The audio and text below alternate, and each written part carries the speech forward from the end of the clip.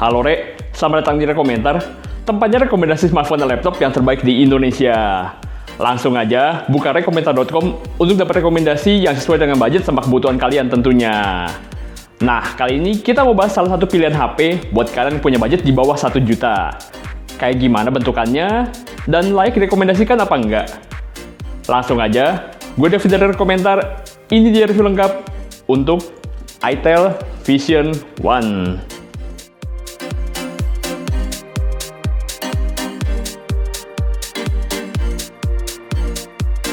Buat review HP yang satu ini, kita janji deh nggak bakal galak-galak. Secara ini HP itel pertama yang resmi masuk Indonesia, dan harganya pula yang nggak nyampe sejuta. Bisa jalanin Android dan aplikasinya dengan lancar aja, udah keren. Buat yang baru pertama kali denger merek itel ini, nggak enak nyebutnya. Brand itel ini, ya wajar sih. Jadi itel ini masih segrup sama Infinix dan Tecno yang belum lama kita review juga, dengan distributornya sama kayak Tecno kalau di Indonesia. Seri itel Vision One ini hadir dalam 3 model. Versi Vision One Tok yang biasa, Pro, sama Plus. Menurut kita, paling menarik yang versi biasanya ini, yang harganya di bawah sejuta, tepatnya di 999.000 untuk harga resminya saat ini. Walaupun gitu, yang kelihatannya paling proper itu versi Plusnya. Tapi beda harga 200.000 kerasa sih buat budget segini, naik sekitar 20%. Jadi kita fokus ke varian biasanya ini aja ya. Dari kotaknya, dikasih tahu nih, pakai RAM 2GB dan memori 32GB beserta baterai 4000 mAh. Di bagian belakangnya dikasih nih spesifikasi lengkapnya. Masih Android Pie, layarnya full screen 6,088 inci. Kenapa nggak dipasin 6,1 aja sih, biar enak. Udah ada sensor fingerprint, prosesor octa-core, 2 kamera belakang, dan juga mendukung 4G. Masih perlu ditulis ya ini 4G LTE. Ya sekilas sih kelihatan lumayan ya. Tapi tugas kita nih, buat berbagi pengalaman pakainya, sesuai ekspektasi apa enggak. Isi kotaknya, pertama ada HP-nya, lalu ada kepala charger yang walaupun cuma 5 watt, tapi lumayan lah, masih dikasih charger bawaan yang setara iPhone 11. Kemudian ada kabel charger micro USB, dan juga ada earphone. Gak lupa kertas panduan dan garansi, dan juga dikasih hardcase yang gede banget tulisan Vision-nya. Jadi lengkap lah ini, nggak perlu keluarin duit tambahan lagi buat beli charger, earphone, ataupun casing, kecuali kalau mau yang warnanya lebih lucu. Visi itel kayaknya cukup jelas ya, bikin HP yang kelihatan modern, tapi tetap ramah di kantong. Dari desainnya aja kelihatan lumayan kan? Di saat biasa HP di bawah sejuta, masih pakai layar yang jidat sama dagunya lebar, ini bezelnya lumayan tipis, dan udah pakai pola tetesan air buat kamera depannya. Gitu juga layar ukuran 6,088 incinya, angka yang nanggung emang, tapi tetap lebih gede dibandingkan kebanyakan HP Android lain yang harganya masih 6 digit. Panelnya IPS dengan resolusi HD yang cukup lah buat kegiatan harian. Bahan layarnya dari kaca 2,5D yang agak melengkung di pinggir, dan masih dikasih anti gores plastik lagi. Rasanya nggak banyak sih yang bisa dikeluhin soal layarnya di harga segini. Bagian belakangnya juga nggak kalah. Ini kita pegang yang warna biru, dengan ada gradasi biru muda di atas, dan biru tua di bagian bawahnya. Entah deh, selisih berapa tahun antara biru muda sama biru tuanya ini. Warna lainnya ada juga warna ungu. Materialnya tentu dari polikarbonat alias plastik, dengan kamera belakangnya pakai housing kotak ala iPhone. Udah ada sensor sidik jari, juga ada logo itel, sama tulisan Vision AI Dual Camera yang kayak di sablon. Bagian sisinya masih nyatu sama bodi belakang, dengan bagian atas ada headphone jack, di kanan ada tombol power sama volume, di bawah ada lubang speaker, port charger micro USB, sama ada mic. Sementara kirinya kosong aja. Masukin SIM card-nya dari mana? Nah, di kanan bawah ada cowakan kecil buat buka casing belakangnya ini. Jadi bisa masukin sampai 2 SIM card dan 1 memori eksternal sekaligus. Walaupun belakang bisa dibuka, baterainya model yang ditanam ya ini, nggak bisa main lepas kalau nge-hang. Tapi dari pengalaman kita pakai berapa lama sih nggak pernah nge-hang ya, walaupun kecepatannya sebanding sama harganya. Buat pemakaian harian, kayak browsing, sosmed, game ringan, tergolong cukup banget. Prosesornya pakai SC9863A dari Unisoc, yang udah octa-core alias 8 core. Tergolong lumayan lah chipset ini, walaupun bukan yang paling mantap di kelasnya.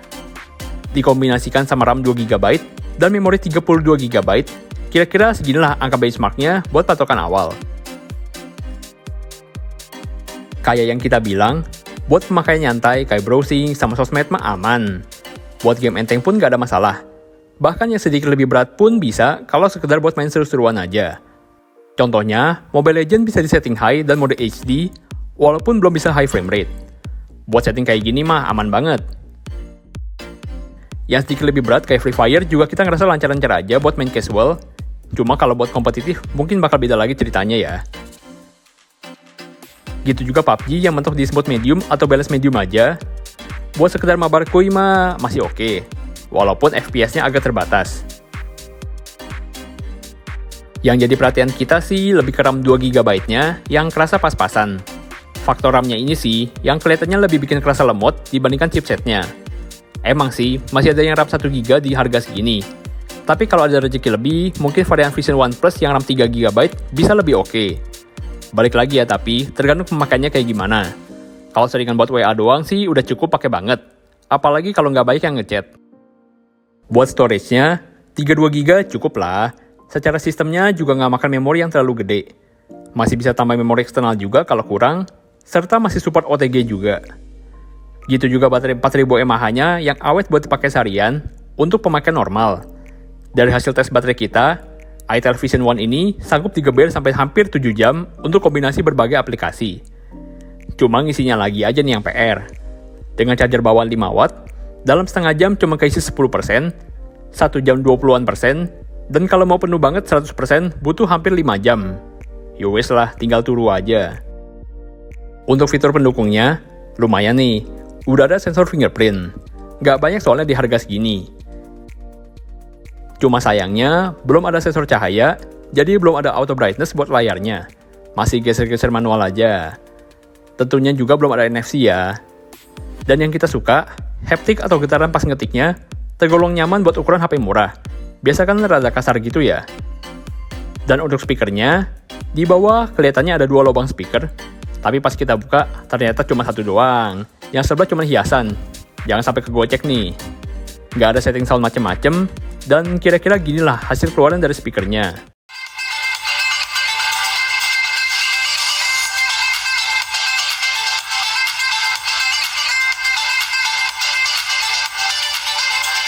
Sementara untuk OS-nya, pakai itel OS yang mirip banget sama XOS di Infinix. Bagus atau enggak interface-nya, tergantung selera lah ya. Menurut kita sih fine-fine aja. Cuma sayangnya, masih pakai Android Pie atau Android 9. Udah ketinggalan saat kebanyakan HP baru udah pakai Android 10. Jadi fitur kayak Dark Mode itu belum ada. Sama takutnya sih update OS-nya nggak panjang ini. Terakhir soal kameranya. itel Vision One ini didukung 2 kamera di belakang dengan kamera utama 8 megapiksel ditemenin sama kamera VGA. Yang penting ada pasangannya lah ya, nggak kayak situ. Untuk hasilnya, ya selama bisa jepret dan upload di sosmed mah udah oke lah ya.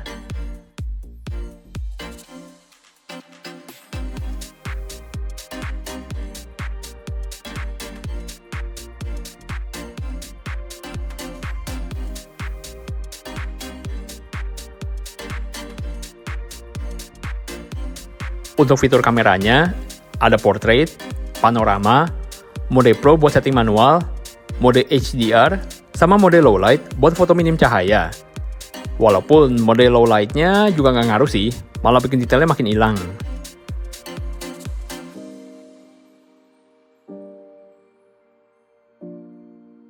Gitu juga hasil selfie dari kamera depan 5 megapikselnya.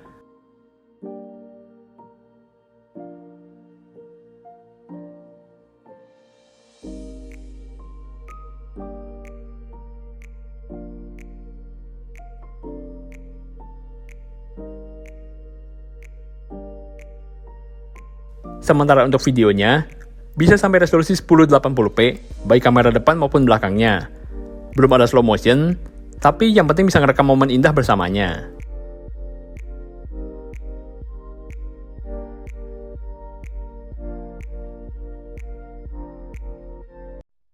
Dan ini hasil video selfie di 1080p, kira-kira kayak beginilah hasilnya. Ini sore kalau lagi pakai masker, ini coba ini matahari pas di belakang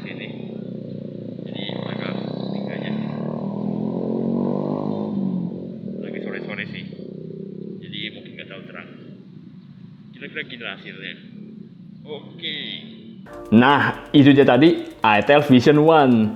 Dengan harga di bawah 1 juta rupiah, menurut kita HP yang satu ini jadi salah satu yang terbaik di kelas harga segini. Terutama dari desainnya, yang menurut kita lebih modern dibandingkan pesaingnya di kelas harga yang sama. Emang sih masih banyak keterbatasannya di HP ini, tapi dengan harga segini, menurut kita bisa jalin Android dengan lancar aja udah mantep banget. Dan HP ini jelas sanggup. Walaupun gitu, kalau kalian bisa punya budget lebih kayak 200-300 ribu, mungkin bisa dapat yang lebih proper dari ini, kayak versi plusnya, ataupun dari brand lain juga ada. Tapi kalau budgetnya mepet dan perlu sekarang juga, HP ini jelas jadi pilihan yang sangat-sangat masuk akal. Oke, segitu deh review kali ini. Silahkan like, subscribe kalau konten bermanfaat. Sampai jumpa video selanjutnya. Tetap jaga kesehatan, dan see you!